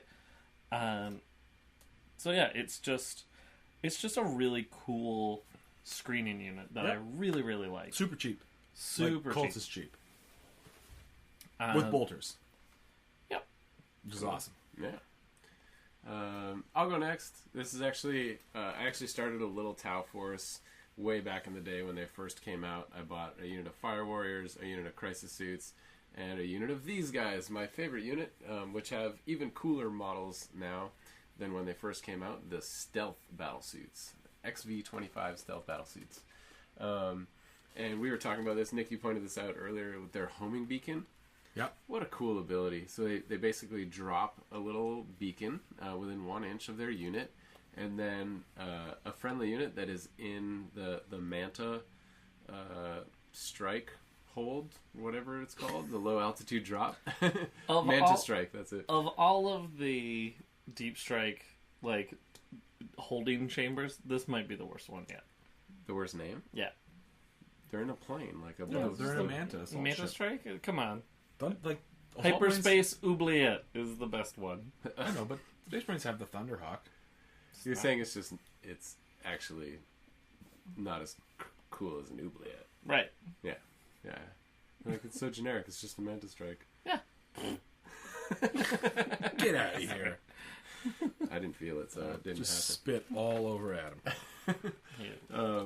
And so the cool thing about this is it allows the unit to deep strike within a range of the homing beacon, and we're kind of assuming that it allows them to override the fact that they can't deep strike within 9 inches of an enemy. And then to react to that, the enemy can get rid of the homing beacon simply by moving within 9 inches of it. And the reason I don't mind is because you can drop in those Melta guns, get them in Melta range right away, and you're generally not going to be charging in. So it doesn't, to me, feel cheesy. Yeah. Whereas for a lot of armies, this would be really, really cheesy combo if you could just drop in a unit of Terminators and charge in right away really easily. Yeah, boosting shooting in a shooting edition. Yeah. Yeah. But here's the thing. First off, you said that we're assuming it allows it. It explicitly does, because it says set them up within 6 inches instead of using the Manta Strike deployment. Okay, great. So it's not, you're not using Manta Strike, you're using homing beacon. Right. Yeah, there's some weird things that go on because it's the start of the movement phase, and if the enemy ends its movement phase within 9 inches of it, then it's deactivated. So right now, I can't think of how you get it so you're closer than 9. Because it's in the enemy's movement phase that it disappears. Right. So I guess So you'd in have your to phase it. right. So In your phase, you put it down, you kill. So you need to have a stealth battle suit right next to the enemy, eat it through their turn. Mm-hmm. And then, okay. Yeah. So they can infiltrate, so they can set up 12 inches away from an enemy unit. Mm-hmm. So they start there, they move up their 8 inches, they drop the home. No, it's at the start of the movement. Yeah, phase. that's Right, my right, point. right. I'm trying to think of, there's a way you can do it, but you literally have to eat an entire enemy turn. Right. Yeah. Which is tough, but it's totally doable. But, the thing is, they're not... The stealth battlesuits aren't crazy threatening, so there's other stuff that you might want to deal with. Mm-hmm. But True. if you don't deal with them, then all of a sudden, it's crisis suits in your face. That's right. And they're not crazy survivable. They're like Primaris Marines, so they're toughness 4, 2 wounds, 3 up save. But they do have their camouflage fields, which is -1 to hit, which is pretty cool. Handy. And they have for the greater good, so it could be neat if you drop in that unit. And then you have these 2 units that can overwatch again if you're taking the cool sept that lets you hit on 5s. Could be a fun little combo. I don't think it's overpowered, but I think it would be really fun. Yeah. Nick, what's your unit? Kind of goes with Adam's. I really like, this is one of the newest units for Tau, which is the Ghost Keel Battlesuit. So it's a really cool model. It's a very sleek looking, stealthy, not really stealthy looking, but you can paint it to be stealthy. It looks like a big man. I like it. I heard what I just said. But, while the other suits look like very mobile dreadnoughts, this looks like a mech suit. Oh, I see what you're saying. Yeah, it actually looks bipedal, Yeah. like a humanoid. It looks So like not a man. Anatomically like a man. Yeah, Yes. not... Oh, God. As opposed to a woman. Yeah, I need some sleep. So it's very similar. It's just a big stealth battlesuit. Strength 6, toughness 6, 10 wounds, 3 up save. It's got 2 different options for weapons, which is a cyclic ion raker, which is heavy 6, straight up heavy 6, no random roll, which is awesome. Oof. So either strength 7, AP -1, 1 damage, or you can overcharge it, and it's strength 8, AP -1, D3 damage, and if you roll 1 or more rolls of 1, you take a mortal wound. Not for each roll of a 1, but like 1 or more. So it's Okay. pretty safe. So it's like, yeah, you're not removing the model, which is always the danger No. with plasma. And that's pretty solid, because this also has Infiltrator. You can set it up in somebody's face. It's also got a Fusion Collider, which is pretty much identical to a Fusion Gun, except it's heavy D3. So 18 inches, strength 8, AP -4, D6 damage with the Melta special rule. So not bad. Can either be a tank hunter or a heavy infantry killer. You subtract -1 when shooting at it more than 6 inches away. It infiltrates, but it gets better because it has drones. Something we got to mention: the Tau use a lot of drones. They're kind of like their conscripts, because Tau don't give a crap about AI. Drones are also really annoying because the drones have savior protocols, which is another special rule we should say. Anytime a Tau infantry battlesuit unit is wounded by an enemy attack, on a 2+, you can allocate that wound to the drone instead of to the target. If you do, handy. that drone suffers a mortal wound instead of a normal damage. So it just pops. It just pops. They're extra wounds. They take those last cannon hits on. They're pretty cool. And they're actually a separate unit. They used to be like, when you deployed your unit, it was like kind of all one big unit. You have your battle suits with these drones kind of hovering around them. Yeah. And now they can kind of run off and do their own thing. And I don't know if they can, because it said it is accompanied by 2 stealth drones. yeah, so it specifically says that anything that comes with drones, when you deploy them, Yeah. you deploy the drones with them, but then they Okay. operate as 2 units. Nice. But for the Ghost Keel battlesuit, you want to keep the drones close, because they have a rule called the stealth field. So if you're shooting at a stealth drone or Ghost Keel battlesuit within 3 inches of a stealth drone, you subtract 1 from the hit rolls, which is cumulative with the Ghost Keel's own -1 to hit. That's sweet. So Ghost Keels are -2 to hit beyond 6 inches. That's great. Yeah. That's crazy. Which is super good. Yeah. Because you're like, oh, these guys aren't that tough. Like, they're good, but they're like, okay toughness, 10 wounds, 3 up save, no invulnerable save. And then you're like, wait a minute, -2 to hit. These guys are scary. They'll be in your face turn 1. It would be neat, too, if they stacked that with the stealth suits. Like, the stealth suits can buy them for themselves, but if they, like, ran around in a little bubble with a Ghost Keel and those drones, if it stacked together. Oh, the stealth suits have something else fun that interacts with Neat. the Ghost Keel. Neat. Let's see what happens. So those are our favorite units. I mean, big shout out, Riptides are going to be back in a big way, because they're awesome. And another one of my favorite units is Broadsides. They haven't changed. They're still good. Yeah, just battle suits running with big guns. And missiles. Lots of missiles. Which is it still the ideal way to take them, or is railgun the way to go now? What do you think? Railguns have a rule where is the rule? That's not what I'm looking at. There it is. On a wound roll of 6, you suffer a mortal wound in addition to the normal damage. But you're only getting like 2 shots with a railgun, so you're not as likely. really fishing for those 6s. But I mean, there's still There's big damage on that gun, right? yeah, strength 8, AP -4, D6 damage with a 60-inch range. But honestly, I think the missiles are just a better output of damage. What's the actual name on the missiles? High yield missile pod, or a missile pod, and a See- high yield missile pod is just 2 missile pods glued together. That's a good idea. It's like a twin. Yep. Have you seen these videos of kids eating missile pods on the internet? But you see that one where it's like, kids these days are stupid, and like somebody was like, my coworker said kids these days are stupid, so I showed him a video of people in the 50s swallowing live goldfish, and he was like, I guess people are stupid at every time. Or like, how many people can we fit in a phone booth? That was totally a thing that would happen a lot. People are stupid every time. People are stupid throughout time. Stupidity transcends time. It's true. That's like how every generation is getting worse. I think it's like as we get older, we're just supposed to think like kids these days. It's called chronological snobbery. Yeah.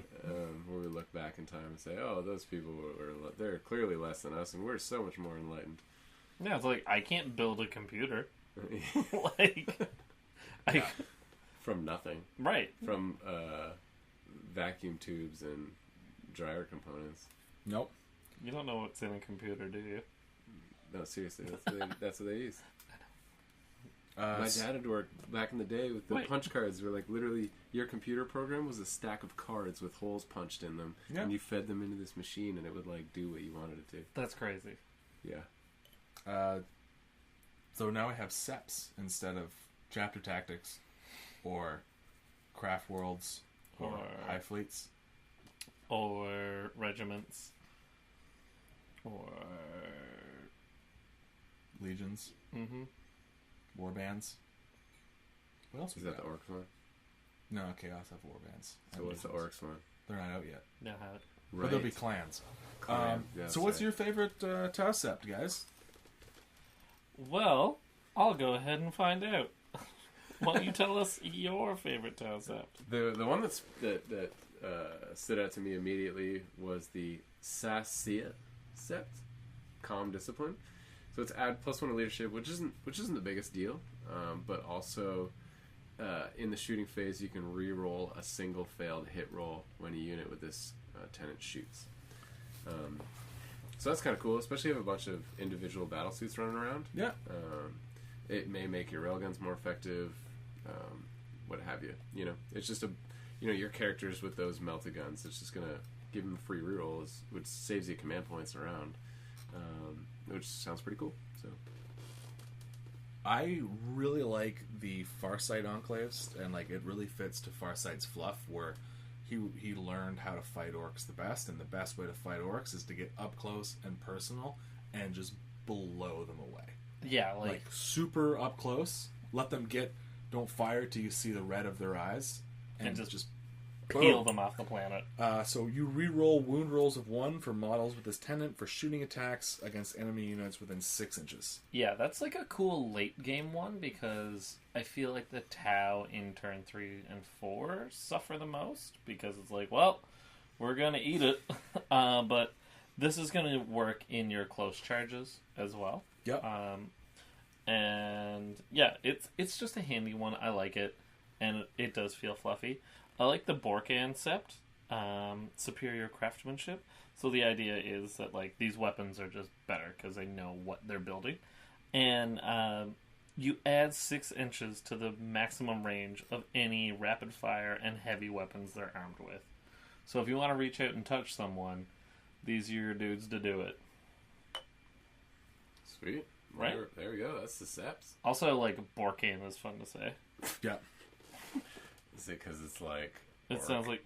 Yeah. Bork. So moving on to stratagems, there's 2 stratagems I wanna touch on here. Yeah. For fun. The first one is the branch Nova Charge. So Nova Charge is something that a Riptide battlesuit can do. And Riptides are everybody's favorite battlesuits, mainly because a lot of people are jealous they can't take them.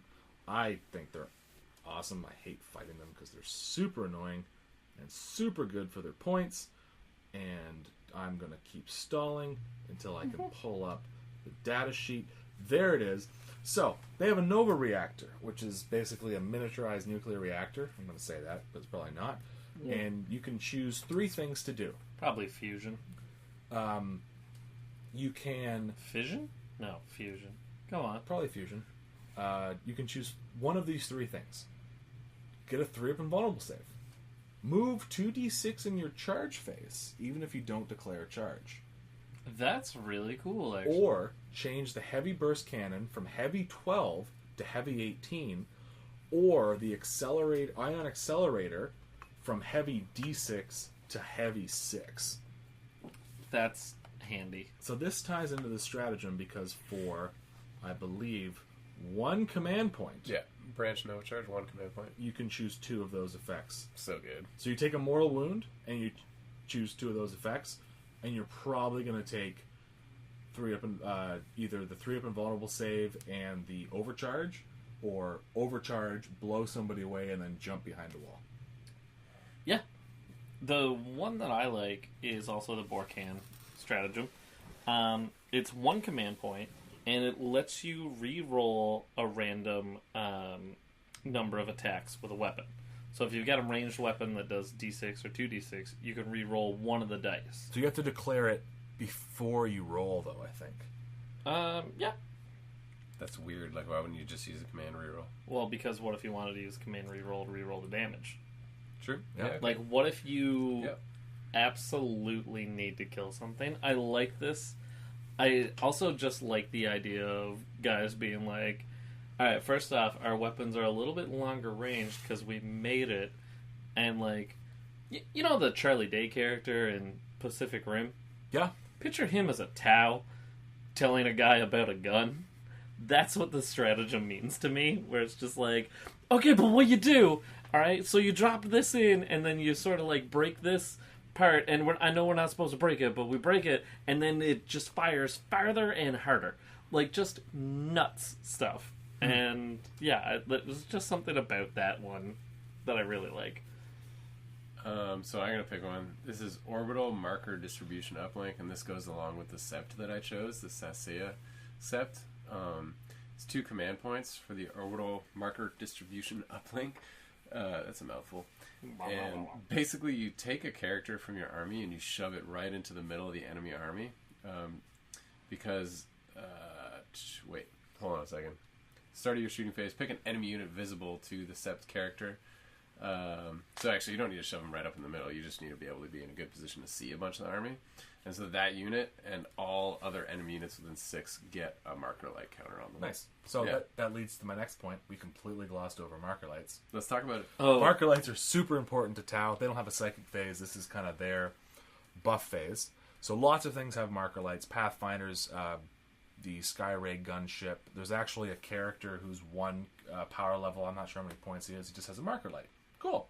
That's awesome. Is that sniper drone controller thing or no? I think he has a marker light too. Yeah. So marker lights function differently in 8 than they have in the past. They're kind of like cumulative, and they last. So if one enemy unit has 1 marker light, you can reroll hits of 1 for Tau Empire units attacking that unit.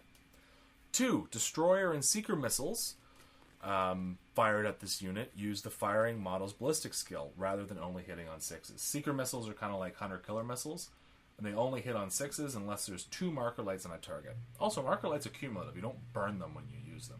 Yeah, Yeah, which it was the case in the past. That, Yeah. that when you use it for a bonus, it would be removed immediately. So if you have 3 marker lights on somebody, you don't get cover save. Good. That's If cool. you have 4 marker lights, you don't suffer the penalty for moving and firing with heavy weapons or advancing and firing assault weapons. Cool. And if you have 5 or more marker lights, don't put more than 5, because there's nothing else on this chart above 5. You add +1 to hit rolls when attacking this unit. Sweet. That's the one you really want. But this is all cumulative. So So you get you all get the it. things. Yeah, you get all the things. So sounds. Just F sound. So there's two more. I'm going to quickly gloss over 2 stratagems. 1 goes with that. It's an uplink marker light. It's 1 command point. After you hit with a marker light, it's D3 plus 1 marker light counters instead of 1. Sweet. So you could be up to 4 with 1 marker light already, Yeah, and 1 command point. and 1 command So point. do you do that with your first marker light? Once you hit. Yeah. It's not like choose and then fire and then you miss and you're like, I wasted a command point. Yeah. And then Unlike a whole bunch of other things that work like that, like the Space Marine Heavy Bolter one. Yeah. Oh, dude, Space Marine Codex, The worst strategy. it's okay. it's trash. So then we have the Wall of Mirrors. This is the last stratagem I'm going to talk about. Start of your movement phase. Pick a unit of stealth battlesuits that is within 6 inches of a Ghost Keel battlesuit. Immediately remove the stealth battlesuit unit from the battlefield and set it up again 12 inches of the Ghost Keel battlesuit and 9 inches from enemy models. You know I love them This redeploys. Does not count as falling back. Sweet. So if your stealth suits are locked in combat, you could just yank them out. And it's called Wall of Mirrors. Let's get like a little blink move. Yeah. And so that it doesn't count as falling back, so they can still move? Like, when does that happen? Well, they Movement can still phase. shoot. They can In still the shoot. movement phase. Okay. End of the movement phase. Starting movement phase. Start of the movement phase. So they can still move. Does it count as moving for that unit? No. Doesn't say. Fabulous. So they can still move. There's nothing in the rules that says you can't. And they move fast, which we didn't mention. They move 8. Yeah, that's good. Yeah. Cool. That was fun. How about some of them warlord traits? I didn't look at warlord traits. So my sept kind of sucks when it comes to the warlord traits. So I won't bother reading it. It's stuff to do with leadership, which I don't feel like is a big deal for these guys. I think the Borkan one, Borkan, was just add for each 6 that your warlord rolls to hit, you add 1 to the wound roll. This would interact with the flamer rule. This Yeah. is exactly what would interact with the flamer rule. If you have a warlord with 2 flamers, because you can take a commander, how does that work? I think the way I would conceptualize it is in sheer mechanics, a roll is made, it just automatically passes. But to get Which doesn't mean you roll a 6. right, You still have to roll a 6. right, So if you have 2 flamers and you roll, let's say 7, because that's your average for your hits, you still have to roll 7 dice, and any rolls of 6 are are plus 1 to wound, but everything else hits automatically. right. Yeah, so we'd have to be a little more surgical and reread all those things again to really confirm. But we did have a debate earlier before the podcast. What happens? I just thought it was happens in this case? an interesting thought experiment. Yeah. Because it doesn't, yeah. So not the point. But it is a cool, it's a Yeah. cool one. It's a cool one. So if your warlord is within 12 inches of an enemy unit at the start of the shooting phase, re-roll failed hit rolls for your warlord until the end of the phase. Not bad. Yeah. Not bad at all. I'm actually surprised that there's not a lot of command warlord traits here. It's your warlord can do this. Your warlord. Your warlord can do that. So you didn't read through Unity of Devastation? Oh, that's Storm of Fire. Yeah, it's Storm of Fire, but it doesn't work from... you pick a unit, and you get Storm of Fire against that unit. It doesn't just proc Oh, for okay. every unit within 6. It's not a bubble. Got it. Yeah. I mean, it's still a bubble as well, but the more important thing is you're picking the unit you get the Storm of Fire against. Yeah. So that's not as good. Yeah, no, which, it is Tau, so they don't need all the things to be amazing. Yeah, they're fine. They're doing fine. They're doing okay. I mean, do we just want to bump right into relics and then take a little break? Yep. Sure. Honored your gauntlet, man. It's back. You put it on a battlesuit commander. He makes 1 attack. It's strength 10. It's minus 4 AP. Minus 4 AP, D6 damage. Hilarious. That's funny. It's such a funny thing to have on a battlesuit. Because, it probably won't do anything. But when it does... When it does, it's like putting stuff on the moon. Because what's the hit roll for a commander? 3 up. I think it's 3. It's 3? They're not, yeah, orcs, man? Orcs. Tau aren't the best at marksmanship. So my relic is what we talked about earlier, which is the Puretide Engram Neurochip. So this is the one that makes you go brain dead if it's removed. And you can reroll a single failed hit roll, wound roll, or damage roll made for the bearer or a friendly SEP unit within 6 inches. So if you're putting it on, near a Riptide battlesuit or somebody who has a D6 damage thing, you can reroll that thing. And every time you or your opponent use a stratagem on a 6, you gain a command point. That's Not the bad. that's the automatic one to take. That's the no-brainer. Yep. Mm-hmm. That's a really good support relic. With this little stealth unit combo that we're talking about, because you're going to be in such close proximity to the enemy, I kind of dig this multi-sensory discouragement array. Enemy units within 6 inches subtract 1 from their leadership characteristics. Yeah. So because you're such a firepower-heavy army, you just take a piece off of a whole bunch of units around you, especially if you're dropping in that marker light that covers a whole bunch of units. You're getting a bunch of buffs at all those units in a certain area. Jump a unit in there, and your commander in there in close range, and then just go to town. Did you read the description on it? It's an LRAD. What is that? It's used to discourage rioting citizens. So it's a low-range acoustic device, which just makes people have headaches and throw up. There you go. Sweet. Pee your pants and stuff. Yeah. Cool. So that's the Tau Codex, the long and short in it. It's pretty cool. I have to go pee. Yeah, I think the main takeaway, though, is it gave the three of us a lot more respect for them as a faction. For sure. So, yeah. Awesome. Maybe stop shitting on people that play Tau. Nah, let's still do that. We're back for fun time. Gentlemen, Sorry? I've gathered you here today to talk about my latest scientific theorem. It's called the Anzion Theorem of Orcoid Metamorphic Resonant Kinetics. Sir, I'm intrigued by your ideas, and I would like to hear more. So, as you're familiar, our Adeptus Mechanicus scientists are unable to replicate orc technology in our own laboratories. Even the most simple guns and chainsaws just simply don't work in the hands of our scientists. So I have come up with this theory, that every orc is a minor psyker. And orc weapons and orc technology only works because they think it does.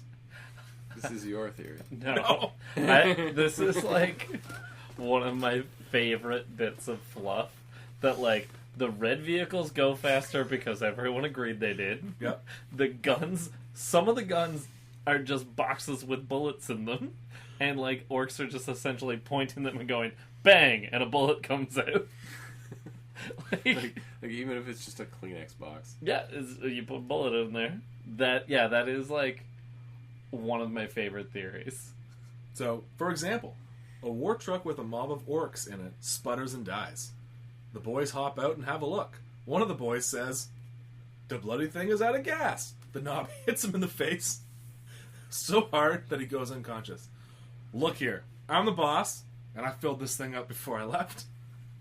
It's full of gas." The rest of the boys go and say, "Well, he is the boss." So it must be true. Maybe he did fill it up, and they all start to kind of believe, and then they get back in the truck, and off it goes. Where are you reading this from? I think it's 1D4 1D4 but, okay. like, yeah, it's so... Because, like, it's in the Armageddon Codex. Like, Yeah. remember that? Where they're just, like, their guns are just bullet boxes. They don't make sense. Like, there's no firing pin. No. And, like, it I think it's just, one, hilarious. And two, this fluff explanation of how orcs can create technology so quickly. So, like, from being, like, mushroom men 2 months ago to, like, I got a truck that's built out of farm parts. And the more orcs you get together, the more advanced their technology becomes. So it's like, as more orcs gather around a Big Mac, the smarter he gets. And he's like, "Oh, I could build a Gargant now." Because there's a bajillion of the orcs around. Yeah, Or it's like they're... I'll believe. Yeah, or they're all having, like, random ideas that he can pick from. So he's like, what if it could shoot fire out of its face? So, like, if you were in charge of, like, a mech cult, it would be beneficial for you to be, like, a super charismatic leader. Yes. Yeah. Yep. Well, and that just means being able to punch people really hard in the orc society. Yeah. I mean, subjectiveness all aside, yeah. Whatever the charismatic leader means to an orc. Hey, you're just getting your idea to be the most powerful one. It just so happens that there's a direct link through violence. And I mean, orcs can also loot anything, right? So it's like, how are they able to loot, like, soulstone technology unless they're like, I think I know what this does, and then it does what they think. Which leads me to my final defining thesis. The only reason why the Emperor is still alive is because the orcs believe he is. That's the So shit, he is. That's the shit that gets you murdered.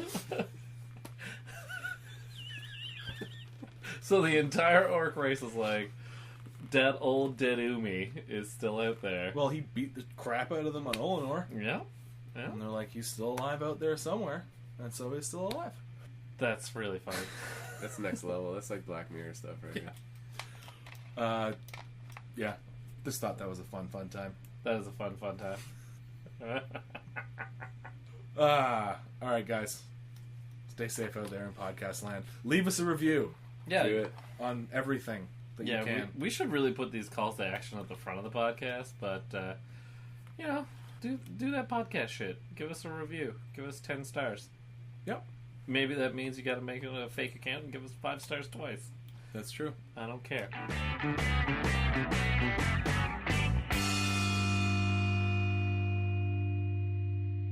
So anyways, don't be a lumberjack. Shall we dance? We're dancing, baby.